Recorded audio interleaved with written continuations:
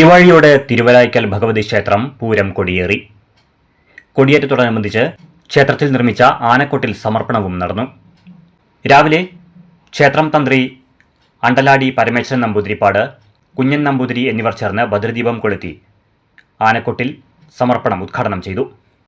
ക്ഷേത്രത്തിൽ വിശേഷാൽ പൂജകളും ഉണ്ടായിരുന്നു.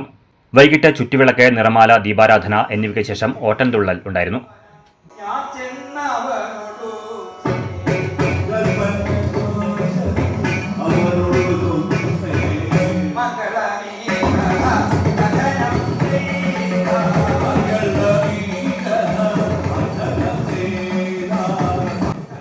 തുടർന്ന് കൊടിയേറ്റം നടന്നു. കൊടിയേറ്റത്തിന് ശേഷം കളംപാട്ട്, തോൽപ്പാവക്കൂത്ത്, നൃത്തനൃത്യങ്ങൾ എന്നിവയും നടന്നു. ഏപ്രിൽ 20 വരെ ക്ഷേത്രത്തിൽ വൈകിട്ട് വിവിധ സാംസ്കാരിക പരിപാടികളുണ്ടായിരിക്കും. ഏപ്രിൽ 20-നാണ് പൂരം മഹോത്സവം.